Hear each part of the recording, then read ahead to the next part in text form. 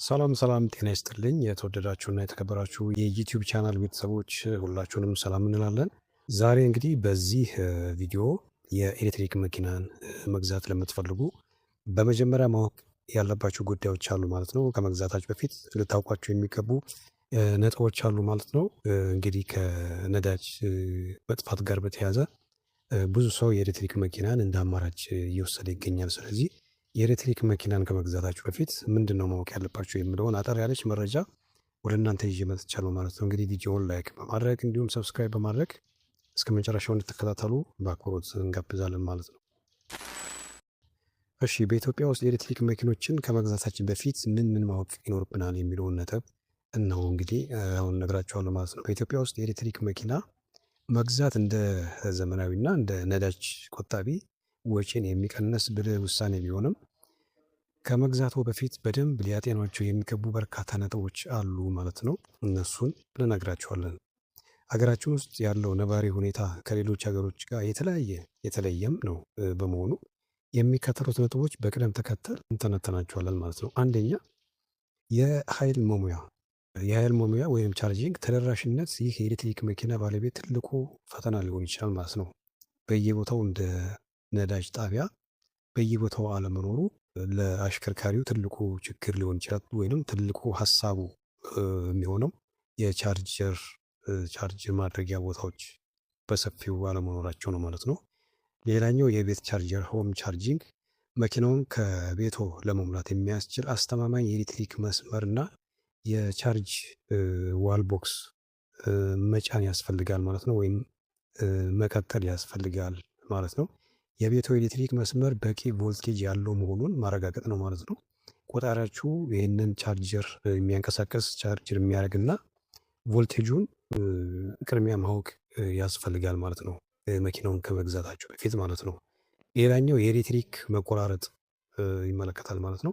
በኢትዮጵያ ውስጥ የኤሌክትሪክ ኃይል መቆራረጥ ሊኖር ስለሚችል መኪናው ቻርጀር በቂ አለመሆኑ ጉዞውን እንዲያስተጓጉል ያደርጋል ማለት ነው። ጥንቃቄ ማድረግ ያስፈልጋል ማለት ነው።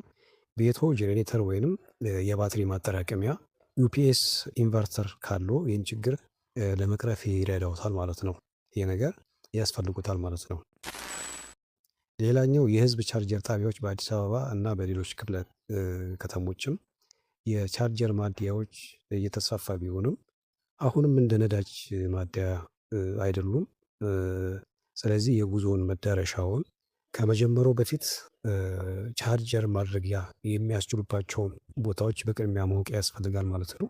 ለምሳሌ ከአዲስ አበባ ወደ ሐዋሳ የምትሄዱ ከሆነ ደብረ ዘይት ላይ፣ ሞጆ ላይ እንዲሁም ሻሸመኔ አካባቢ ላይ እነዚህ የኤሌክትሪክ የህዝብ ቻርጀር ማድረጊያዎች መኖራቸውን ቼክ ማድረግ አለባችሁ ማለት ነው። አለዛ ጉዟችሁ ይስተጓጉላል ማለት ነው። ሁለተኛ፣ የጥገናና የመለዋወጫ ማለት ነው፣ ሜንቴናንስ እና ስፔር ፓርት ክፍሎች።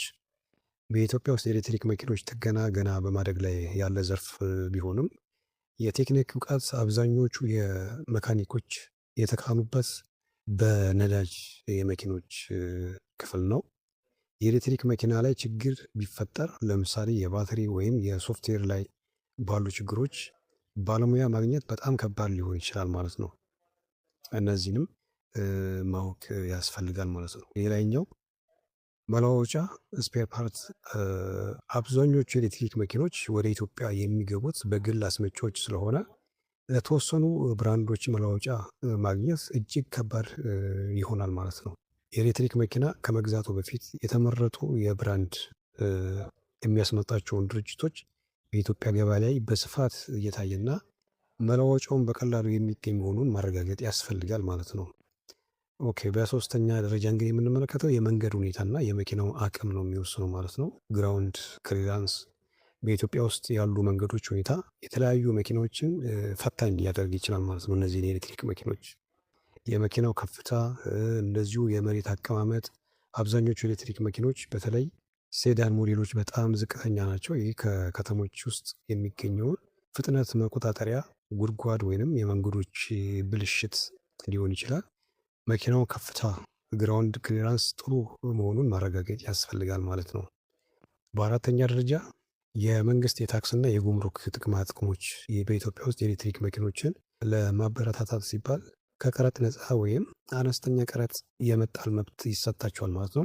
ይህንን እድል ለመጠቀም መኪናውን በምንም ሁኔታ በግል ከውጭ ማስመጣት ወይም ከሀገር ውስጥ ካለ አስመጪ መግዛት እንደሚያስመጡና ምንም ያክል ታክስ እንደሚቀንስ ከኢትዮጵያ ጉምሩክ ባለስልጣን ደንቦች ጋር መፈተሽ ተገቢ ነው። ይህ ዋጋ ልዩነት ይፈጥራል ማለት ነው።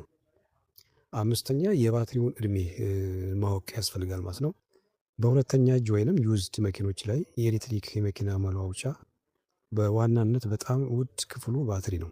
የባትሪ ሁኔታ ያገለገለ ዩዝድ መኪና የገዙ ከሆነ ባትሪውን ወይንም የባትሪውን እድሜ ሁኔታ መፈተሽ የግድ ይላል። የባትሪውን አቅም ማሽቆልቆል የመኪናውን ዋጋ መቀነስ በላይ በአንድ ጊዜ ቻርጀር አድርጎ የሚጓዘውን ርቀት ሬንጅ ይቀንሳል። ይህን የሚፈትሹበትን የራሱ የሆነ የሶፍትዌር መመርመሪያ መሳሪያ ሊኖረው ይገባል ማለት ነው። ስለዚህ ጠቃሚ ምክር ከመኪናው ከመግዛቱ በፊት የሚከተሉትን እርምጃዎች ይወስኑ ማለት ነው። የብራንድ ምርጫ በኢትዮጵያ ውስጥ አብዛኛውን እየተወሰዱ ያሉ የኤሌክትሪክ መኪኖች ምንነታቸውን መለየት ያስፈልጋል። ጥገናቸው በአንድ ወይም በሁለተኛ ኩባንያዎች የሚሸፍን ከሆነ በጣም የተሻለ ነው። ተጠቃሚዎች አስተያየትን መስማት ያስፈልጋል ማለት ነው። የኤሌክትሪክ መኪኖችን የገዙ ሰዎችን ጉዳታቸውን፣ ጥቅማቸውን ከነሱ መስማት ያስፈልጋል። ከሚጠቀሙት ሰዎች መረጃ መውሰድ በተለያየ በየቀኑ ከሚያጋጥማቸው ችግርና የቻርጅ አሰጣጥ ላይ ያላቸውን ተሞክሮ ማወቅ። ሙከራ ጉዞ ቴስት ድራይቨር የመኪናውን አዲስ አበባ ትራፊክ ውስጥና በተለያየ የስራ እንቅስቃሴዎች ባሉበት እንዴት እንደሚሰሩ መመርመር ያስፈልጋል ማለት ነው። ውድ ቤተሰቦች እንግዲህ የእነዚህ ነጥቦች ነግረናቸዋል ማለት ነው። የኤሌክትሪክ መኪኖችን ከመግዛታችሁ በፊት ልታውቋቸው የሚገቡ ነጥቦች እነዚህ ናቸው ማለት ነው። ይህንን መረጃ እንግዲህ ለሁሉም እንዲደርስ ሼር፣ ላይክ በማድረግ ብዙ ሰው ዘንድ እንዲደርስ ሼር አድርጉ ማለት ነው። በቀጣይ በሌላ ቪዲዮ እንገናኛለን። እስከዛው በደህና ቆዩ። ቻው።